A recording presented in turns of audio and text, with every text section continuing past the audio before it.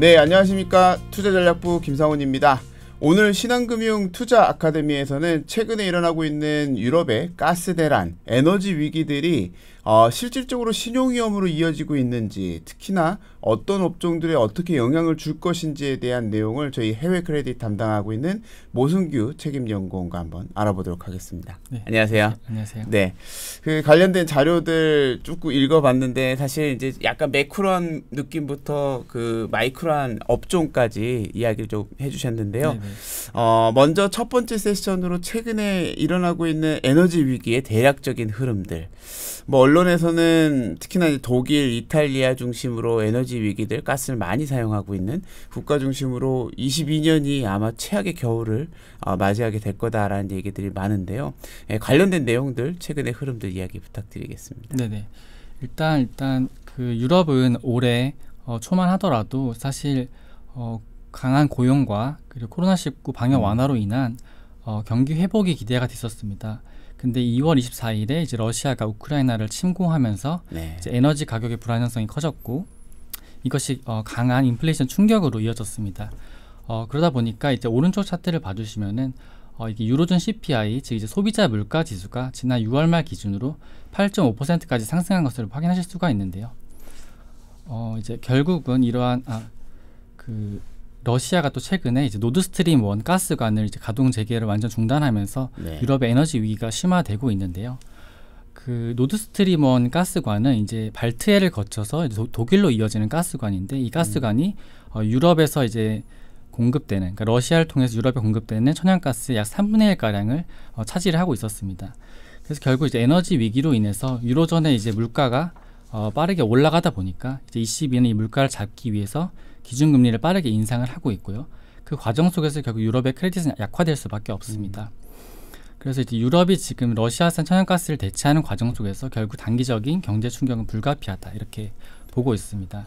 네, 사실 뭐 ECB 통화정책회의에서 그죠? 벌써 7월하고 9월달에 50bp, 75bp 계속 큰 폭으로 긴축을 단행을 하고 있는 것 같습니다. 사실 가스 가격도 너무 많이 올랐어요. 맞습니다. 예, 거의 1년 사이에 한 10배 정도 올랐다가 조금 안정되고 있는 모습인 것 같은데요. 이렇게 가스에 대한 그 전반적인 에너지 위기에 봉착되어 있는 주요한 나라들은 어떤 나라들로 볼 수 있을까요? 예, 일단 유럽 전체를 보자면 천연가스 의존도가 러시아에 대해서 약 40% 정도를 차지를 하고 있는데요. 이제 장표를 봐주시면은 국가별로 이제 러시아산 가스 수입량이 많은 국가는 독일, 이탈리아, 뭐 튀르키예, 네덜란드 등의 국가입니다. 근데 이제 유로존 주요 선진국인 독일과 이탈리아를 보시면은 독일이 이제 천연가스 수입 중에서 러시아산 비중이 약 55% 그리고 이탈리아가 약 40% 내외를 차지했었습니다. 이제 올해 들어서 이제 에너지 위기가 부각이 되면서 독일과 이탈리아 모두 이제 대체 수입처를 찾으면서 가스 이제 의존도를 많이 줄여나가고 있는 모습인데. 현재 기준으로 이제 독일과 이탈리아의 러시아산 가스 의존도가 각각 약 10%, 9% 내외까지 축소되는 상황입니다. 그래서 오른쪽에 이제 독일의 전력 발전 비중 차트인데요. 내용을 보시면 이제 예비 석탄화력 발전소 가동을 다시 재개하고 이제 풍력이라든가 태양열과 같은 신재생 에너지 발전을 확대하면서 천연가스 수급 차지를 이제 조금씩 만회하는 그런 모습입니다. 근데 독일의 이제 취약점 중에 하나가 그 이제 가스를 저장하고 재기화할 수 있는 그 LNG 터미널 시설이 전무하다는 것인데요. 그래서 올해 이제 5월부터 독일도 관련 규제를 좀 간소화하고 내년 3, 4월까지 총 4개의 LNG 터미널을 건설할 예정입니다. 그래서 이 신규 LNG 터미널을 통해서 수급되는 이 물량을 통해서 러시아산 가스 수입량의 약 70% 이상을 대체할 수 있을 것으로 예상이 되고 있습니다. 네. 그리고 내부적으로도 상당히 많은 노력들은 하고 있습니다. 오른쪽 장표에서도 보셨다시피 실제 천연가스 공급이 줄어드는 만큼 좀 이렇게 약간 신재생 에너지 뭐 이런 탈석탄의 일환으로 석탄이나 원전 이런 것들 좀 줄였었는데 석탄하고 풍력 뭐 신재생은 계속 올리고 있네요. 네, 맞습니다. 네. 그리고 말씀하셨다시피 내년 3, 4월 정도가 되면 재개 설비도 좀 들어오니까 그렇게 될 텐데 걱정은 올해 말인 것 같아요. 그죠? 올해 말에 최악의 겨울을 맞이할 것이다. 그러니까 얼어 죽는 사람들이 굉장히 많이 늘어날 것이다. 이런 얘기들도 많은데요. 독일 괜찮을까요? 올해 겨울에? 네, 일단 다음 차트를 통해서 말씀을 드리려고 하는데요. 일단 왼쪽에 천연가스 재고 차트를 보시면은 독일과 이탈리아의 천연가스 재고율은 현재 약 85%, 83% 정도까지 올라온 수준입니다. 결국 올해 겨울에 에너지 공급 차질로 인한 부담 가능성은 굉장히 낮아졌다 이렇게 판단할 수 있겠는데요. 다만 이제 문제가 되는 부분은 천연가스 가격 변동성이 커지다 보니까 여기에 연동되는 전기요금이 빠르게 올라가면서 가계와 기업의 어떤 에너지 비용 부담이 굉장히 빠르게 증가를 하고 있습니다. 이런 부분들이 결국 독일의 경기에 부담이 될 수밖에 없고요. 그리고 올해 이제 겨울에 재고가 빠르게 소진이 되면서 내년 이제 3, 4월에 LNG 터미널이 완성이 될 때까지는 결국 독일에겐 굉장히 힘든 시기가 될 수 있다 이렇게 보고 있습니다. 네. 뭐 가스 사용 부담금까지 넣어서 수요도 좀 줄이려고 한다고는 하는데 걱정은 좀 여전히 남아 있네요. 네. 사실 아까 그 가스를 많이 사용하는 국가 중에서 이제 독일도 말씀 주셨지만 이탈리아도 이야기를 주셨어요. 네네. 최근 이탈리아 상황은 좀 어떤지 말씀 부탁드릴게요. 네, 이제 이탈리아 같은 경우에는 독일과 달리 이제 LNG 터미널을 3개 정도 보유를 하고 있습니다. 그리고 북아프리카와 북유럽 가스관을 통해서 오히려 러시아 가스를 굉장히 빠르게 대체할 수 있을 것이다 이렇게 보고는 있는데요. 근데 이제 문제는 오른쪽 장표를 봐주시면은 이제 이탈리아 같은 경우는 민간 부채에 비해서 정부 부채 수준이 굉장히 높은 수준입니다. 그리고 다른 유럽 국가들에 비해서 굉장히 금융 섹터가 좀 취약한 편이고요. 그러다 보니 이번 에너지 위기로 인해서 어떤 이탈리아의 이제 그런 둔화 흐름은 좀 피해가기 힘들 것으로 예상을 하고 있고요. 또 이탈리아 같은 경우는 또 다른 변수가 지금 9월 25일에 조기 총선이 예정이 되어 있습니다. 이번 주 일요일이죠. 예, 맞습니다. 그래서 지금 우파 연합이 네. 만약에 이제 집권을 하게 되면은 네. 향후 이제 외교 정책 선회 가능성이 변수로 작용할 것으로 보이고 있는데요. 이 우파 연합이라고 하는 집단은 이제 이탈리아의 그 FDL이라고 하는 이탈리아 형제들 그리고 동맹 그리고 마지막으로 이제 전진 이탈리아라고 하는 3개 당이 이제 연합을 한 것인데요. 네. 지금 총선 여론조사 결과에서 1위를 달리고 있는 이 FDL이라고 하는 당이 정책 기조를 이제 반이민, 반유럽 연합으로 잡고 있습니다. 그러다 보니까 향후 이제 당선이 되더라도 EU와의 어떤 정책적 갈등 가능성이 굉장히 높아질 수밖에 없는 그런 상황입니다. 결국 EU 전반적으로 해서 에너지 정책 같은 거를 러시아랑 같이 조율을 해야 되는 입장인데 반 EU를 내세우고 있는 당들이 되게 되면 상당한 혼선은 있을 수가 있겠네요. 결국 이번 주에 그 이슈들은 좀 확인하고 넘어가야 되는 것 같습니다. 근데 여기까지는 사실 이제 전반적인 에너지 위기부터 시작돼서 유럽의 특히나 독일과 이탈리아의 전반적인 환경들을 우리가 좀 말씀을 드려봤는데요. 이제는 이제 신용 이야기를 하려다 보면 사실 각국의 약간 취약한 업종도 이런 것들을 좀 봐야 될 것 같은데 지금 독일과 이탈리아 중심으로 약간 취약한 에너지 집중된 업종 요거 한번 보셨다고요? 말씀 부탁드리겠습니다. 예, 일단 지금 유로존의 향후 1년 내 경기 침체 확률을 보시면 약 60%까지 올라온 상태인데요. 이것은 결국 이제 천연가스 수급 불안정으로 전기 요금이 급등을 하면서 산업용 전력 사용 차질이 불가피하기 때문입니다. 네. 그래서 이제 기업들의 생산 비용이 증가하게 되면 수익성이 악화될 수밖에 없는데 이와 관련해서 좀 취약 섹터에 대해서 먼저 말씀을 드려보고자 합니다. 네. 그래서 다음 장표를 봐주시면은 이제 러시아산 가스 의존도가 높은 국가들의 에너지 집약 산업 비중을 총 부가가치 기준으로 나타낸 차트입니다. 그래서 이탈리아와 독일을 보시면은 약 8% 내외의 비중을 차지하고 있는데요. 주요 산업은 이제 화학 그리고 금속 및 광업 업종입니다.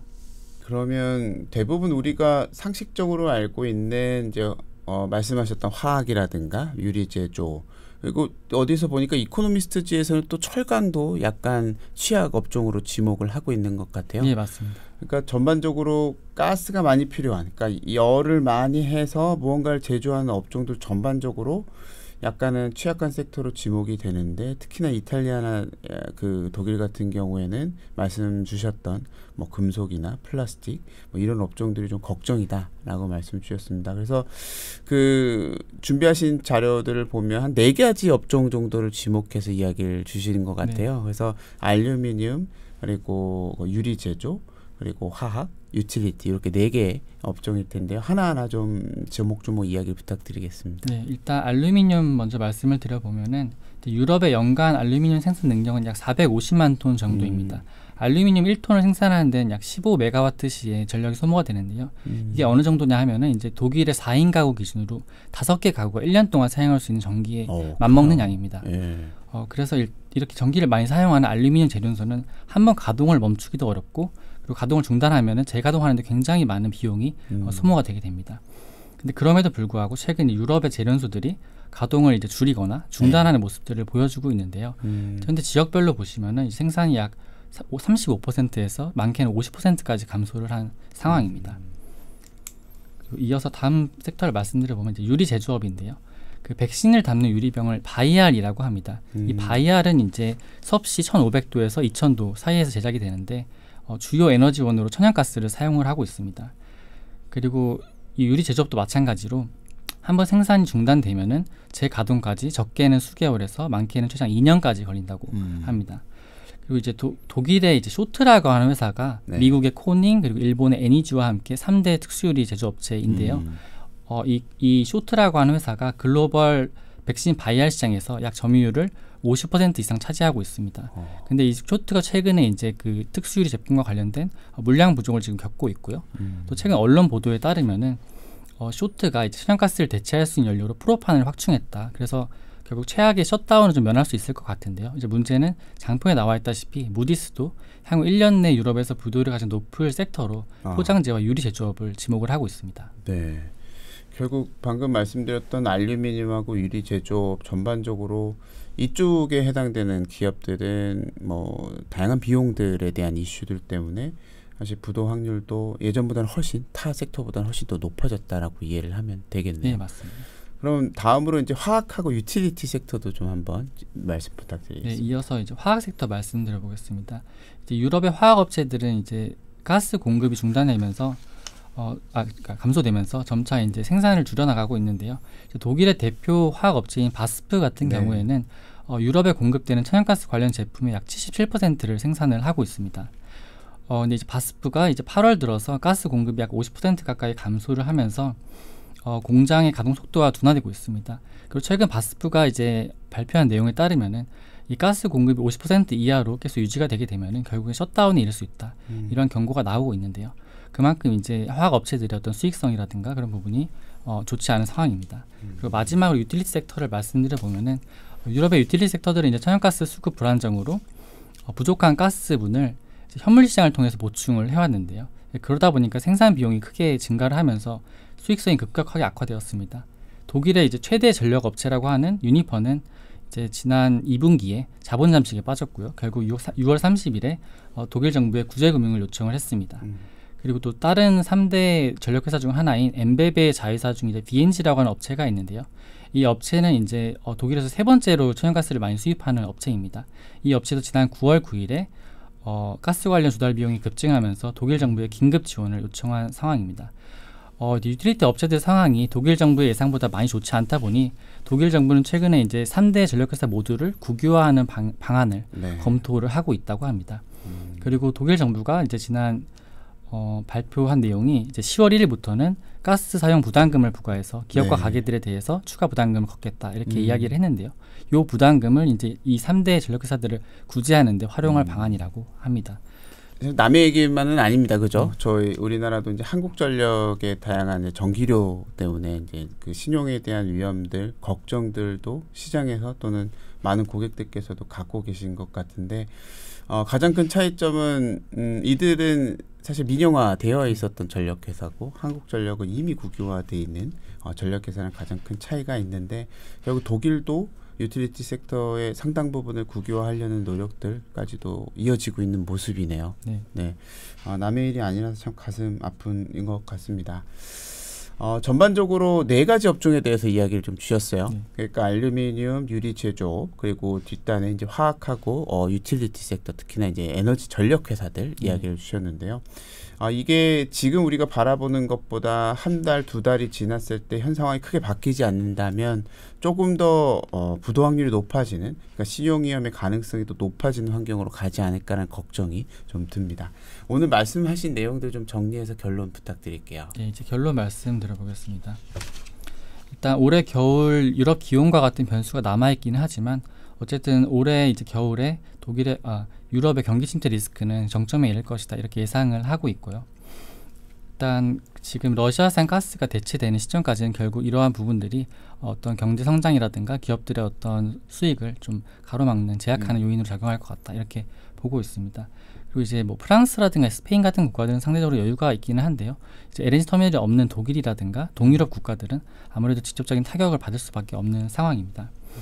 그래서 현재 이제 유럽의 어떤 에너지 정책만 보더라도 지금 유럽 각국별로 정치적 이해가 갈리고 있기 때문에 뭔가 합의된 내용을 내놓기가 좀 쉽지 않은 상황이고요. 최근 9월 초에 이제 EU 에너지 장관 회의에서 러시아산 가스에 대한 가격 상한제를 합의하려고 하다가 결국 실패를 했는데요. 그렇죠. 그리고 이제 지금 논의되고 있는 내용이 비가스 발전 업체들의 초과 이익에 대해서 과세를 하겠다. 이른바 횡재세라고 하는 내용인데요. 이 부분도 지금 논의가 되고 있기는 한데 신재생 발전 비중이 높은 스페인 같은 국가들이 크게 반발하고 있는 그런 상황입니다.